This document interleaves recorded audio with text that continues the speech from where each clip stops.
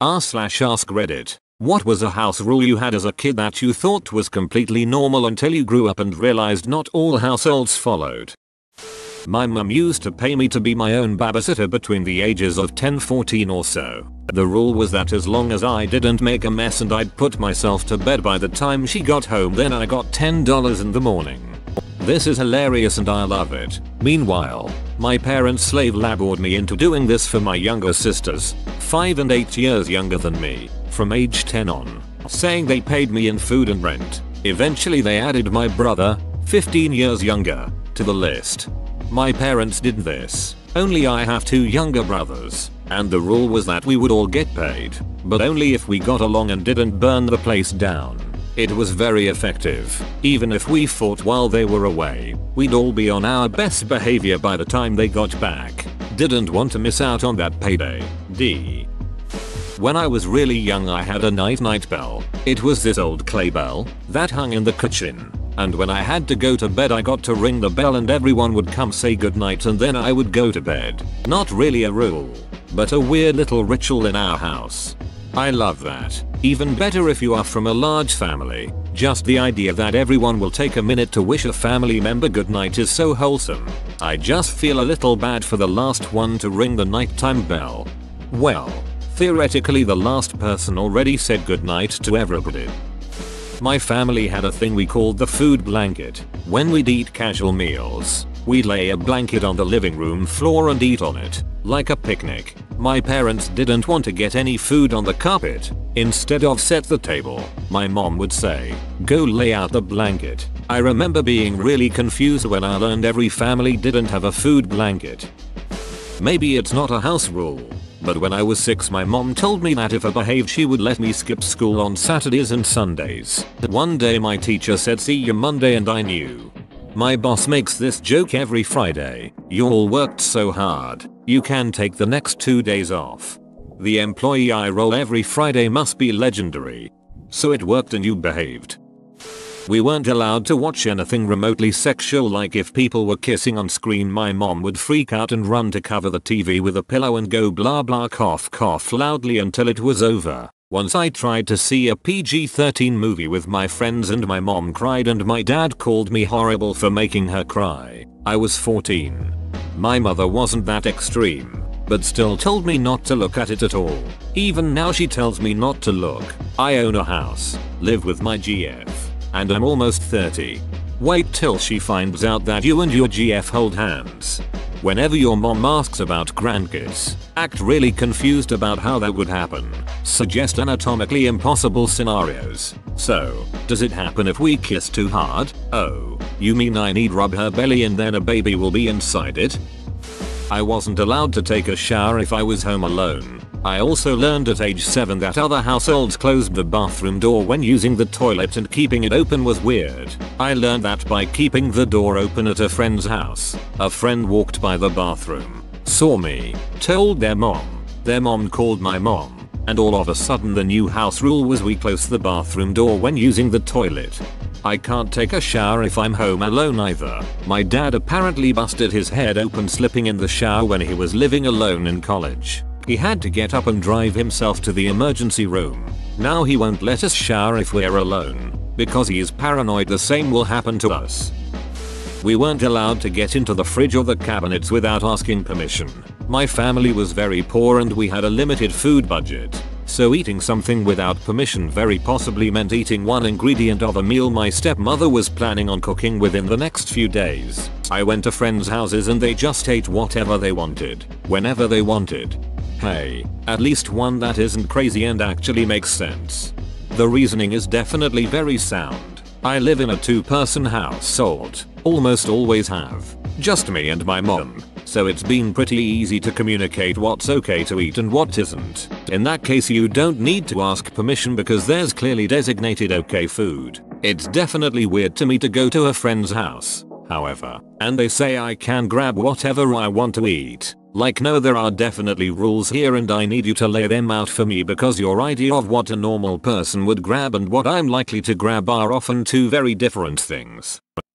We weren't allowed to walk in our dining room unless we were using the room for a special occasion. The carpet always had that just vacuumed look, so it was a dead giveaway if anyone walked across it. My mom had a second living room that nobody was allowed to walk into no matter what. Many moms had that room in the 50s and 60s. Plastic cover on the lampshade. Ah yes, the good room. Place for only very special occasions. That is, never. Because when you have visitors over there are too many people, which increases the chance of spillage. The no touch room. Yeah, no, with the piano that none of us know how to play. I had to sleep in an unfinished, unheated basement, but my mom's living room was off limits. You're a wizard, Harry. No curfew as long as I told my mom where I would be. I was always honest. BCS, I loved being 16 with no curfew. My mom was the same way. I was never scared to be honest with her either. The only rules I had were don't drive drunk and nothing stronger than weed. Parents don't realize that being strict actually encourages reckless behavior and lashing out. I had the same routine with my parents. Long as I was honest and safe, they didn't lean on me. My dad even bought me a pack of condoms before my first prom. Awkward as conversation, but in all seriousness, I'm genuinely glad he cared enough about me to say I'd just rather you had them with you. That's all. Naturally those bad boys expired long before they could be used. But it's the thought that counts. If we ever snuck out of a friend's house, we would literally phone home and say we are sneaking out to go to a concert. Yes, most of my friends did everything in secret, and it was honestly so worrying to me that I didn't hang out with them much. My mom always said I could do pretty much whatever I wanted as long I didn't spend the night on the streets, and told her where I was, so seeing my friends saying they were going to someone's house and then go somewhere else was so foreign. Any of the kids, 7 of us, can play with any toy that is left out. The owner of the toy can't take it back until whoever's playing with it is done. If the toy is put away in the owner's room, permission must be asked. That's a good rule. Agreed. Smart way to make sure your kids pick up after themselves. You couldn't find something, and you asked someone for help, sibling or parent, and they found it for you. They got to punch you in the arm. Oh yes, we had that one. Me. Mooum. Where's the whatever, mum? If I find it first, I get to smack you. Me. Never mind. When I got in trouble, I was put on reading restriction as a punishment. I loved to read as a kid, still do, so it was an effective punishment at the time. Same OMG. My parents would ground me from my DS that I loved, but it was actually just a trick so that when I was grounded it didn't really matter. Then they figured it out, and instead of grounding me from my DS, they grounded me from reading. And that was when I first started liking video games. It was funny because they never did both. Probably because they still needed one as an option to keep you occupied. Quiet. Wasn't in my home, but my aunt and uncle never let us use the upstairs washroom when we were kids because they thought we'd touch the walls with our dirty hands, so they made us piss in a jar they kept under the kitchen sink and just poured it down the drain when we were done.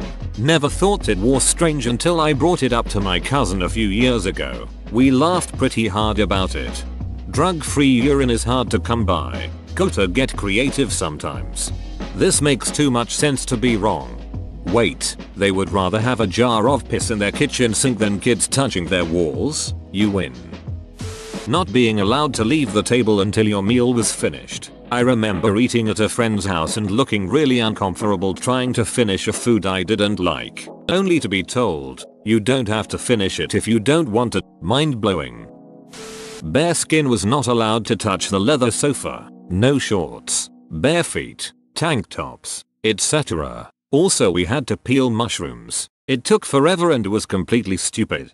I did not even know mushroom peeling was a thing. Just watched a YouTube video to confirm. My mind is blown. OMG, so I totally thought it was what everyone did, like peeling skin off an onion.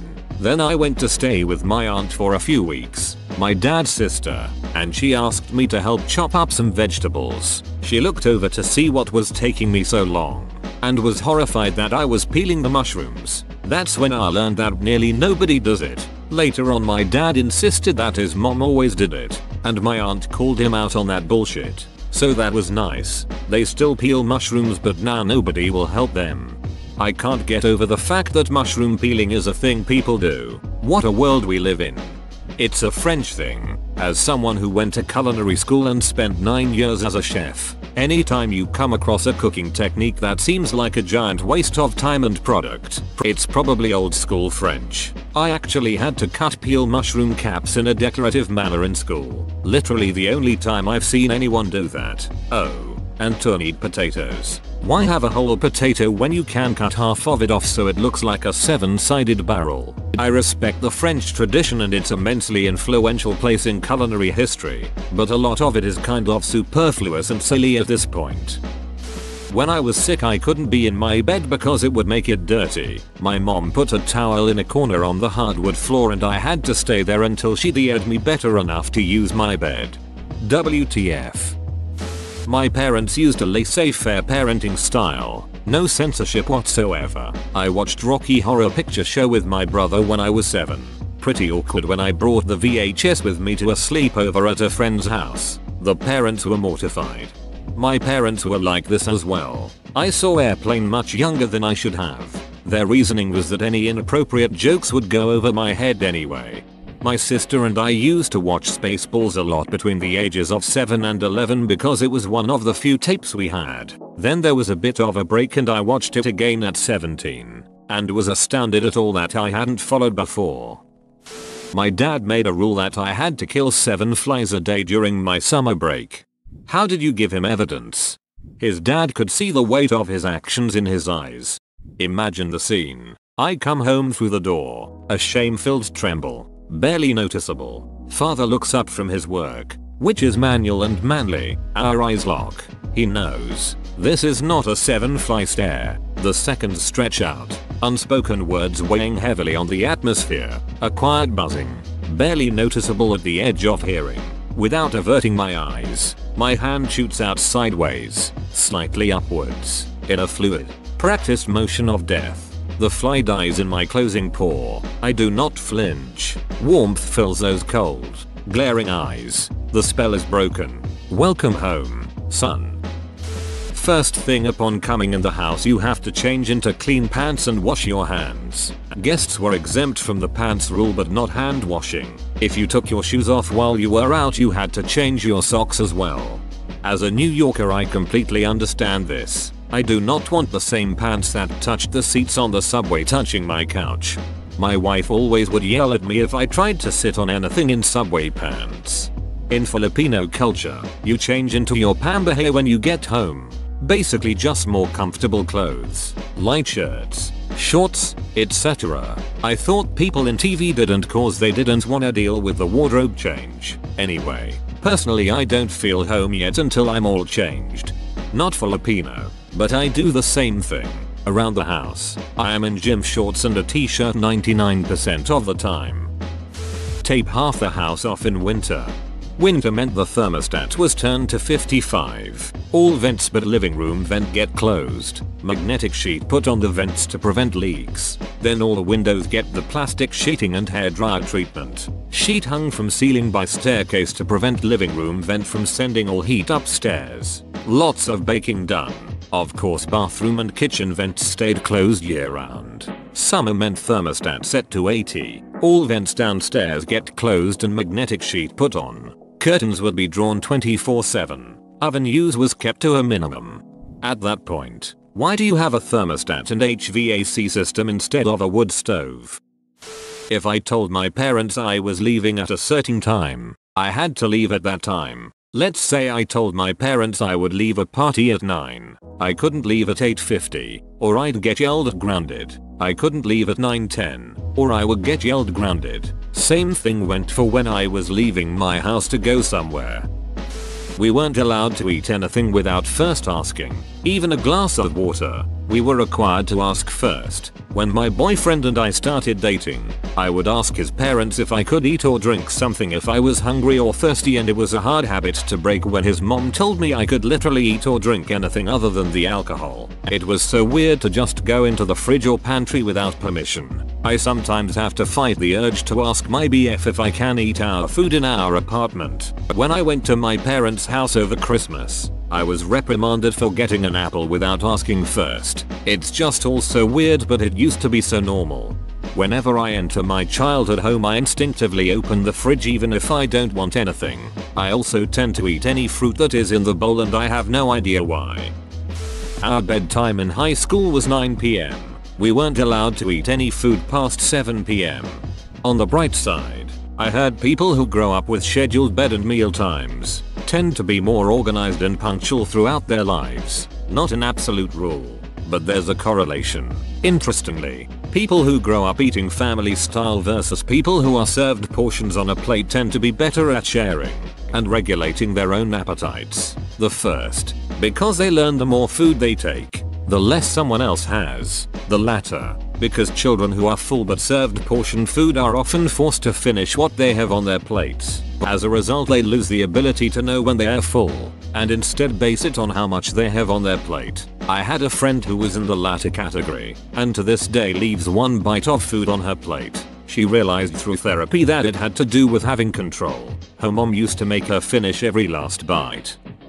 No television before 5 or after 8, and dinner is at 6. Are you German?